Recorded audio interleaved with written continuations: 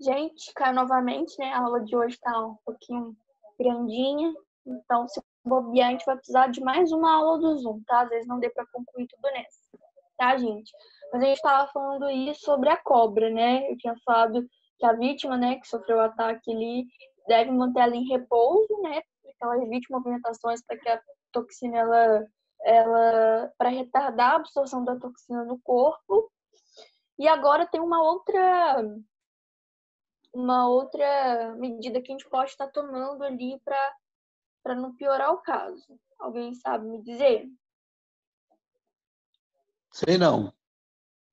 Então, manter o membro que foi lesionado abaixo do nível do coração. Então, foi o que eu te falado para a senhora, que para não deixar, é para ele subir. Se mordeu a perna, entendeu? Fica sempre com a perna para baixo e calma. Exatamente, mas uma explicação abaixo do nível do Do coração. coração, isso. Entendeu? Porque aí, às vezes, quando a gente fala deixar a vítima em repouso, muita gente pensa que é deixar a vítima deitada. Não. Entendeu? Abaixo do nível do coração, dependendo ali de qual local foi a picada, tá? Lavar a picada com água corrente também é uma medida aí que pode estar sendo aplicada, tá? Retirar os acessórios que podem estar causando ali, como anel, brinco, cordão, edema no paciente e encaminhar o paciente, né, para o serviço de saúde, né, no caso solicitar o atendimento mais rápido possível, tá? E como o Júlio já falou aí, nunca, gente, fazer garrotear ali o local ou fazer torniquetes, tá? É totalmente contraindicado. E também não lesionar ali a região do ferimento, ou seja, não fazer cortes. Porque quantas vezes eu vi em filme a pessoa faz o corte ali e vai ali com a boca sugar o veneno. Gente, pelo amor de Deus, tá? Nunca façam isso, tá? Quem já viu aí em filme, né? A É. pessoa faz um risco ali com a faca e vai ali, suga ali o veneno. E eu já vi isso num filme até que bastante... A gente fica assim, dá vontade de a alma sair do corpo, né? Porque não pode, tá, gente? E esses mesmos cuidados realizados também, tá? Em caso de acidente de escorpião e aranha, tá, gente? Agora eu vou falar sobre picadas e ferroadas de insetos, tá? A gente sabe que algumas pessoas são extremamente alérgicas, né? A picadas de formiga, abelha. Tem até um filme antigo que passava quando eu era criança, que chamava Meu Primeiro Amor, não sei, que o menino ele é picado por uma abelha, né? E ele morre. E isso é real, gente. A pessoa que ela é extremamente alérgica, ela pode sim vir a óbito por conta desse tipo de alergia. Você acha bobeira, né? Eu mesma, teve uma época que eu fui picada por uma formiga, eu estava num sítio, e eu fiquei, assim, extremamente edemaciada, né? Eu fiquei toda vermelha e quase fui ao hospital. Na verdade, eu só não fui porque eu tava, assim, me sentindo perfeita. Eu só tava, assim, aparentemente assustadora, mas, assim, o correto é ir mesmo, tá? Lógico que você não vai esperar ali sua glote fechar, não vai esperar ficar sem ar ali pra você ir pro hospital. Assim, tem pessoas que são extremamente alérgicas, né? Às vezes a pessoa não é tanto, mas às vezes a formiga vai ali, a pessoa fica ali, né? Faz ali uma lesão enorme na pessoa. E tem pessoa que...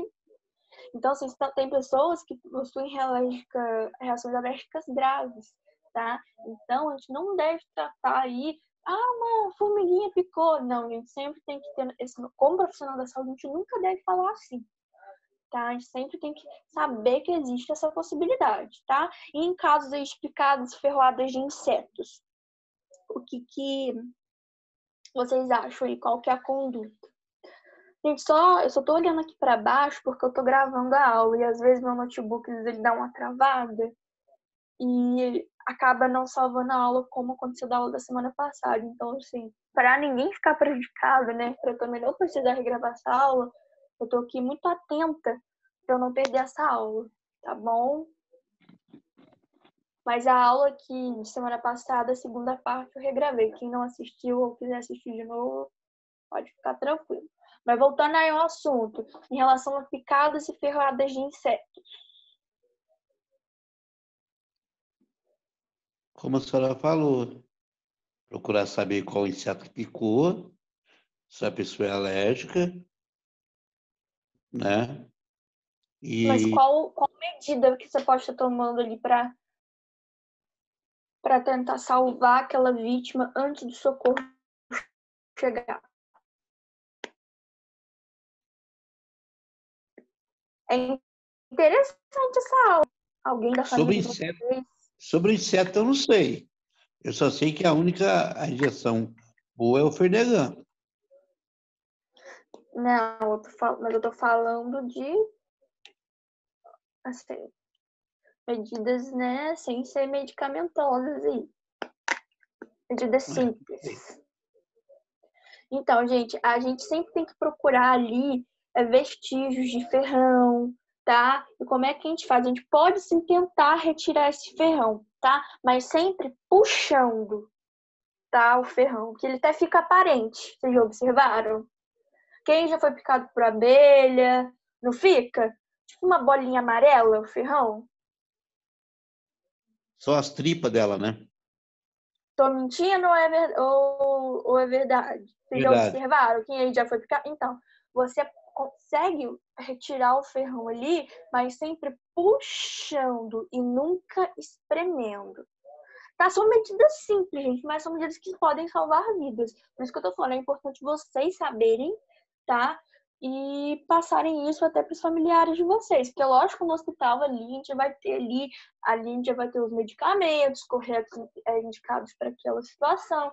Eu tô falando assim, situações fora do ambiente hospitalar, ali na sua casa, na sua rua, tá? Então, você vai ali, né, puxar ali aquele ferrão, mas nunca espremer. Você também pode depois lavar o local com água corrente, tá? E encaminhar ali a vítima pro... E a mamangava, professora? Não tem ferrão.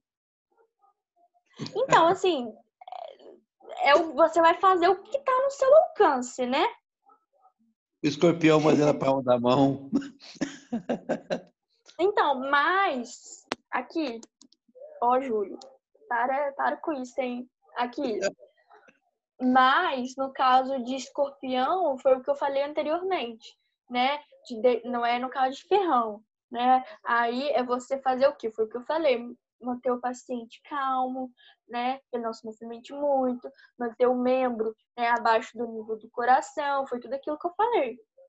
Ô, professora, o escorpião já me mordeu minha mão. É, Daí 24 horas direto, sem parar. E não aconteceu nada. que bom, Júlio, não aconteceu nada com você? Não, só dor. A mamangava também já me mordeu. Me picou, aliás. São Entendi. 24 horas também. Só pode procurar, achar que eu tô blefando, mas é verdade. Não, não, eu só tô brincando com você Aquela mesmo, porque eu achei mamangava engraçado. azul, aquela mamangava azul como se fala, de maracujá. Dói Entendi. muito, viu? Mas vamos voltar, gente. Obstrução das vias aéreas superiores, o socorro, no caso, né, nesse caso, tá? Qual que é o... Essa aqui é mais comum, vocês devem saber. Qual que é a medida aí para ser realizada? Lembrando, gente, que a obstrução das vias aéreas, ela pode ser, né, de uma gravidade no nível, assim, absurdo. O paciente, ele pode ir a óbito, sim, tá? E essa obstrução de vias aéreas pode ser causada pelo quê? Vocês sabem?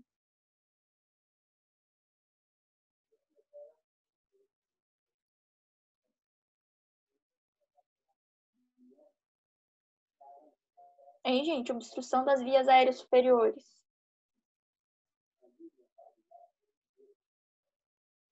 Você tirar com o dedo, com a pinça. Não, eu tô falando o que pode causar obstrução das vias aéreas superiores.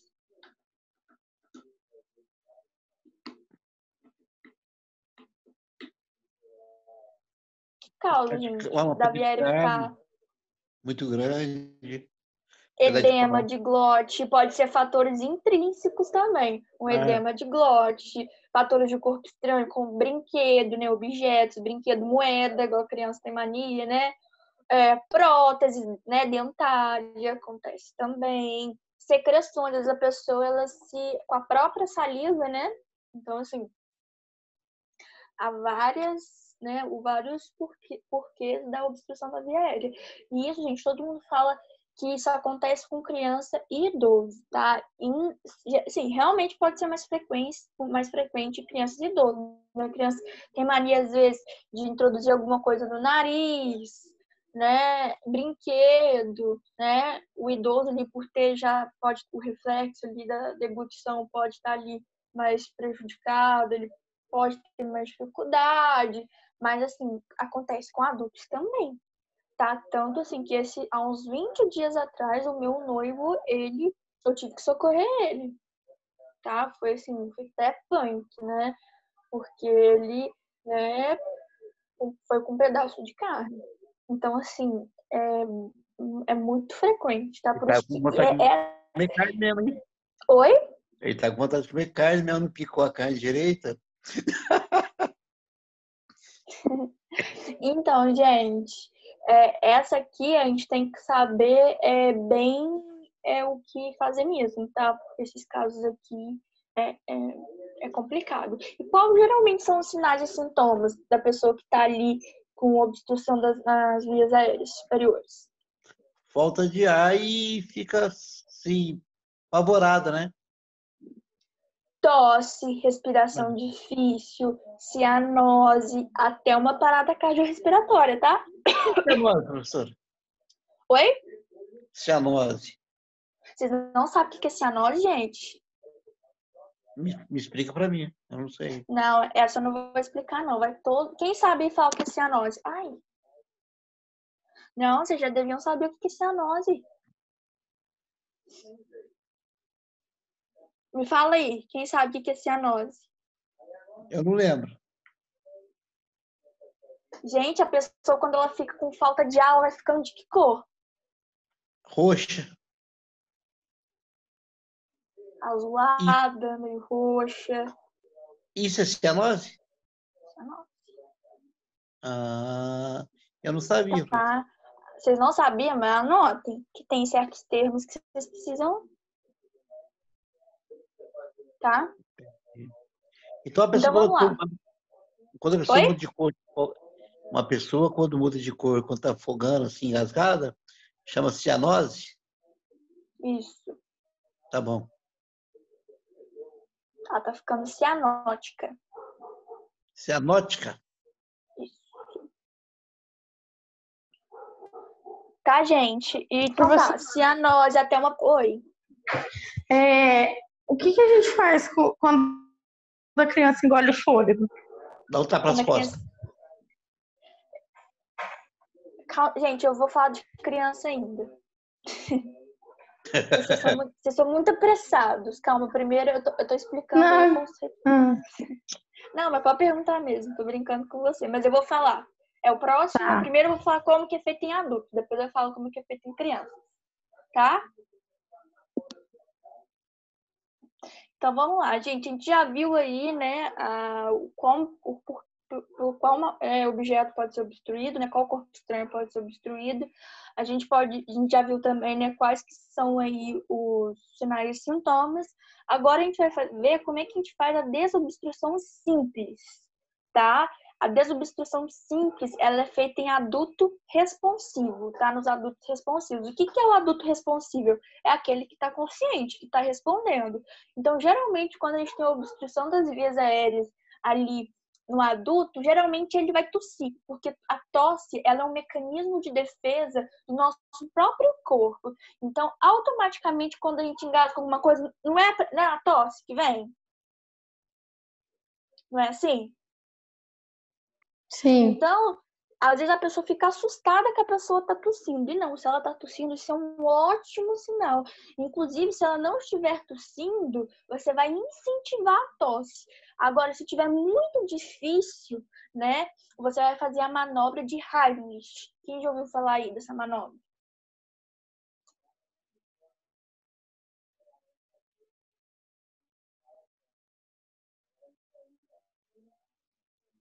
Já ouviram falar?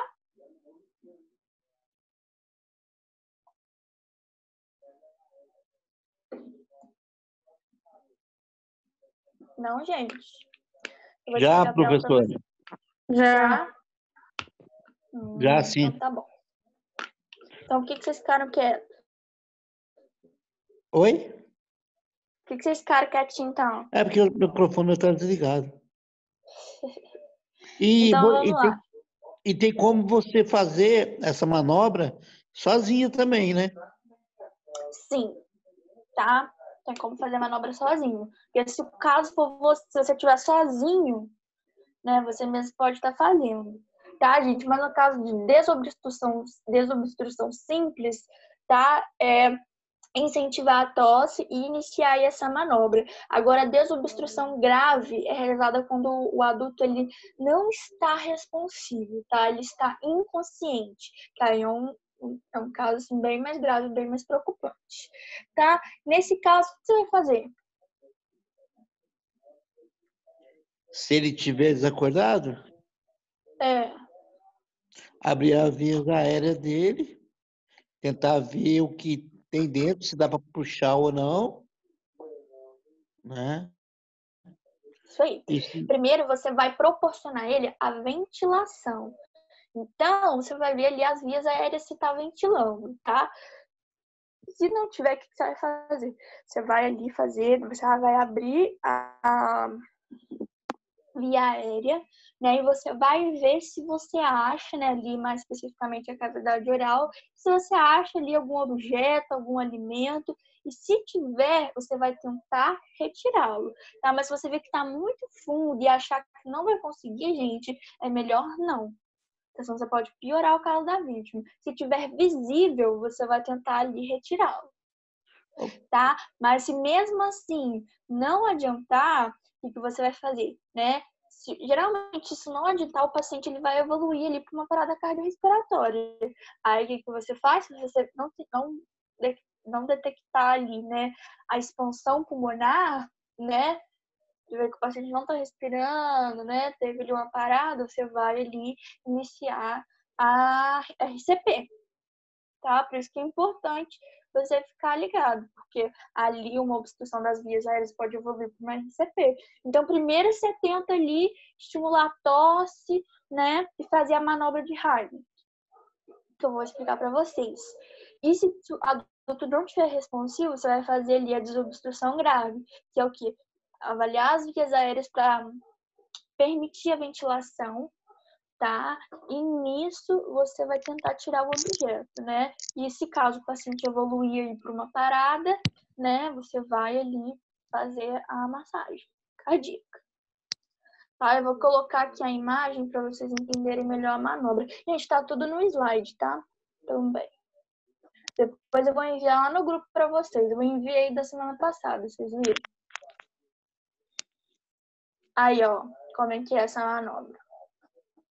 Qual que é o intuito dessa manobra, né? Aplicar golpes na base dos pulmões, tá? Lógico que você tem que posicionar corretamente o paciente, né? Aí você aplica golpes na base do pulmão, né? Dependendo da situação. E também você vai aplicar golpes na região abdominal subdiafragmática, tá?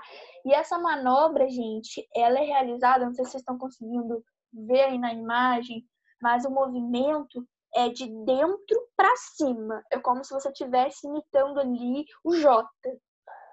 Dentro para cima, tá? E isso é para você fazer a vítima induzir a tosse. Você vai induzir a vítima a tosse fazendo isso para você ajudar ela a expelir o corpo estranho, tá?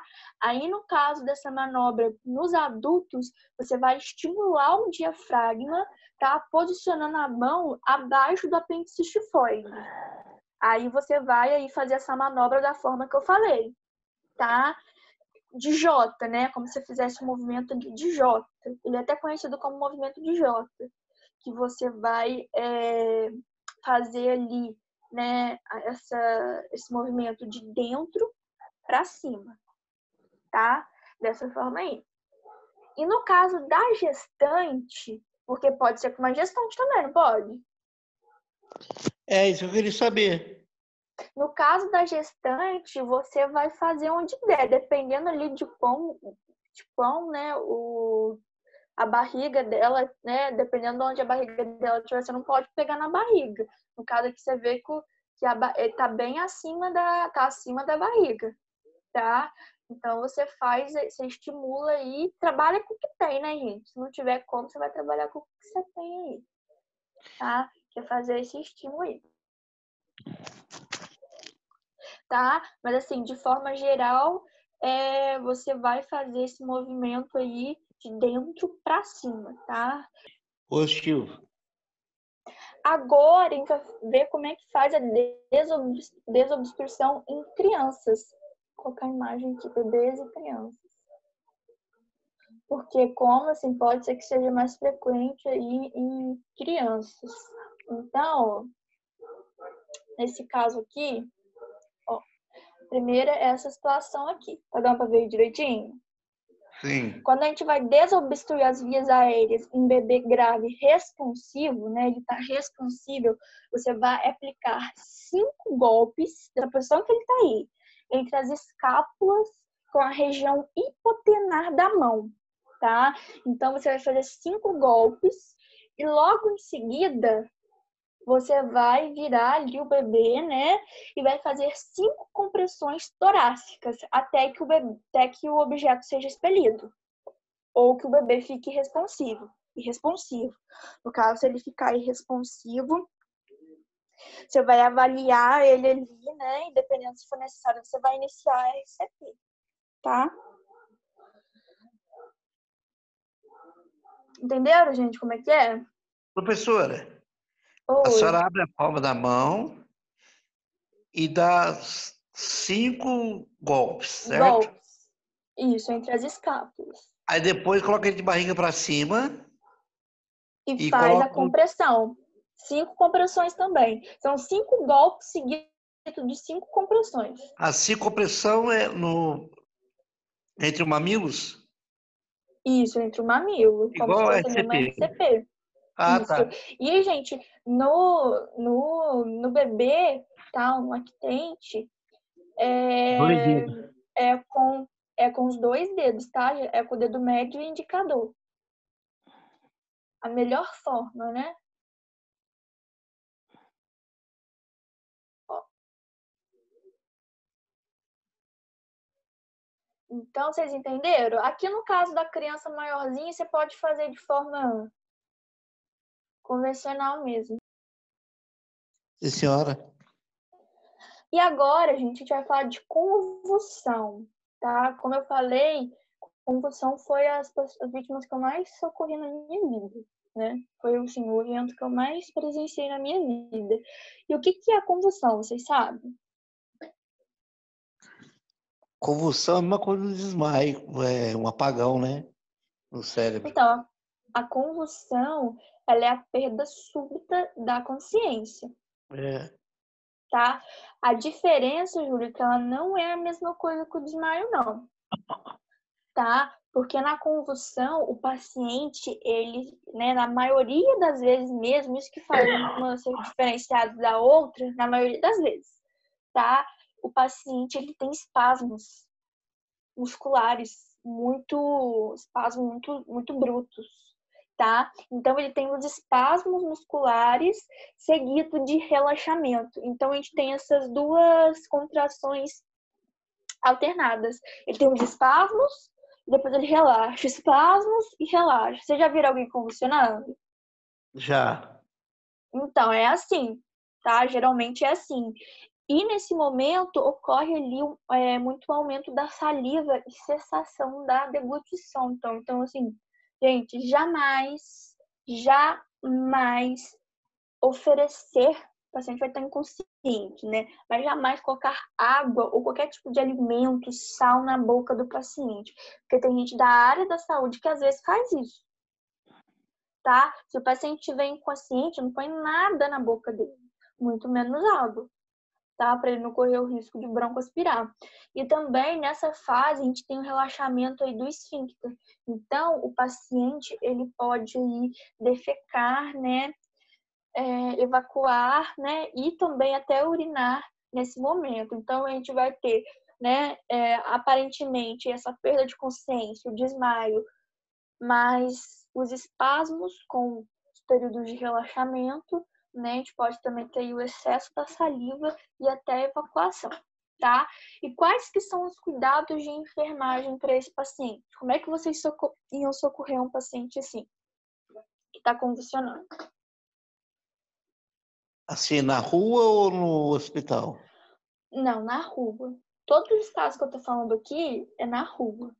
Na rua é você tirar as coisas. Se ele estiver perto de alguma coisa que for perigosa para ele se bater, para não se machucar, né? Ou você coloca a Proteger perna. a cabeça. Isso Isso. aí, tá isso falando. Coloca a perna entre a cabeça dele, ele vai bater na sua cabeça, na sua perna, e não em outro lugar. E depois que ele estiver batendo, se tiver com bastante saliva, você virar ele para ele esgotar aquela saliva no canto da Isso boca. aí. A primeira coisa, gente, é não se assustar,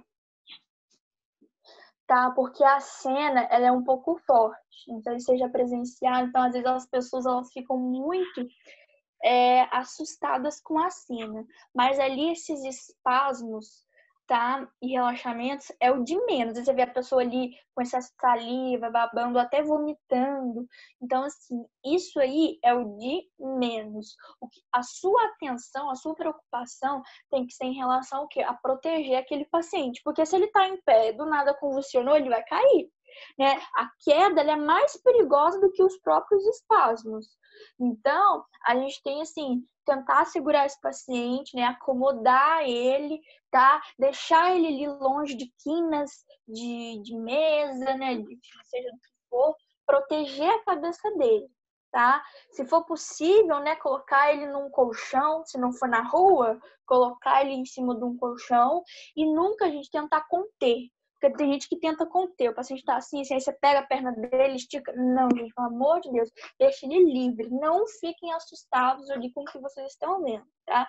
O que vocês precisam ter em mente, né, que é preservar ali a cabeça do paciente, o corpo do paciente. Se ele tiver em pé e cair, né, preservar isso, fazer com que ele não sofra uma queda, ou se ele estiver sentado, né, ou se ele tiver a convulsão deitado, na própria cama, né, aí ele provavelmente já vai estar protegido. Mas assim, a gente também tem que proteger, como eu falei, proteger a vítima contra objetos pontiagudos, tá? No caso, se o paciente estiver vomitando durante a crise ou salivando muito, né? Lateralizar ele para drenar essa saliva e não correr o risco dele broncoaspirar, tá? Nunca jogar água no rosto do paciente. Tem gente que acha que é assim que resolve, né? Vai lá e joga água gelada no paciente. Não, gente, não vai adiantar também, tá? E o máximo que você pode fazer também em relação a tentar melhorar ele um pouco da situação do paciente é vir com um paninho limpo e secar o excesso da saliva, tá? Mas jamais introduzir nada na boca dele. E outra coisa, não introduzir a mão da boca da vítima. Tem gente que fica assustado por causa da língua, né? Às vezes a língua parece que ela tá ali rolando. Então, assim, tem gente que vai pôr a mão para ter... Gente, não façam isso, né? O paciente, ele tá inconsciente, ele tá tendo espasmos. Então, ele pode morder o teu dedo e arrancar o teu dedo com a força que ele vai fazer. Então, assim, jamais colocar nada na boca do paciente. Como eu disse, quando o paciente está inconsciente, não coloca nada na boca do paciente, tá? E muito menos a tua mão. Tá, gente? Ficou claro? Essas são as Sim. principais medidas. Em relação à convulsão, uma hora ele vai parar de ter os espasmos. Fiquem mais ligados em manter ali, né, a segurança dele e lateralizar ele, porque provavelmente ele vai estar ali salivando muito ou até vomitando. Tá, gente? E eu não coloquei no slide, mas eu vou citar porque é importante saber também em caso de desmaio. tá? Em caso de desmaio, é lógico que você também vai tentar manter o paciente o mais confortável possível. E o seguinte, você vai tentar colocar ele naquela posição de Traineburg, não sei se vocês já ouviram falar, que é levar os membros inferiores, tá? E deixar a cabeça abaixo dos membros inferiores. Vamos supor que a cabeça é aqui e os pés e os membros inferiores estão aqui. Então, assim, com essa posição, no caso de desmaio, tá? Não é convulsão. Nesse caso, você vai estar aumentando a oxigenação ali no cérebro dele, tá? E, gente, jamais também coloque álcool para ele cheirar. Isso aí é uma coisa que parece que todo mundo faz, né? A pessoa desmaiou, pega um álcool lá, ou pega um caldo de azeitona, pega não sei o que. Gente, não, como eu falei, o paciente está inconsciente, não coloca nada na boca dele. E outra, não coloca nada para ele cheirar, não joga água nele. O que você pode fazer de melhor é elevar os membros inferiores, tá? Professora, Agora, se o paciente estiver sentado, você vai apoiar com os seus joelhos nas costas dele e inclinar a cabeça dele para frente, tá? Também favorece aí. Ou até se a vítima estiver tonta, né? Se ela estiver tonta, com sensação de desmaio, né? E se ela estiver sentada, você coloca o joelho nas costas da vítima, faz força com a cabeça para baixo, pede para ela fazer força ao contrário. Tá, gente? E também tem casos de afogamento, tá? Em caso de afogamento, você vai saber falar melhor que eu, Júlio. O que a gente faz em caso de afogamento? exemplo, piscina, alguma coisa? Não, fala aí pra gente, você não é Salva-vidas? salva-vidas? Então, primeiramente, de salvamento, quando a pessoa se afoga, você tira ela, são 6 etapas de afogamento, né? São 6 etapas. Então, quando a pessoa entra em parada respiratória, né? Você faz a massagem, que é 30x2, você abre a Nesse caso, gente, já é recomendado fazer a ventilação, tá? Então, aqui, ó, tá faltando 1 minuto só para finalizar a aula, pra gente não entrar no quarto Zoom aí. Mas é o seguinte, no caso de afogamento, né, se o socorrista, né, se tiver o salva-vidas, ele vai retirar a vítima, mas se tiver alguém lá que entrou e retirou a vítima, às vezes, gente, a vítima, ela não vai estar inconsciente. Então, assim, você só vai acalmar ela,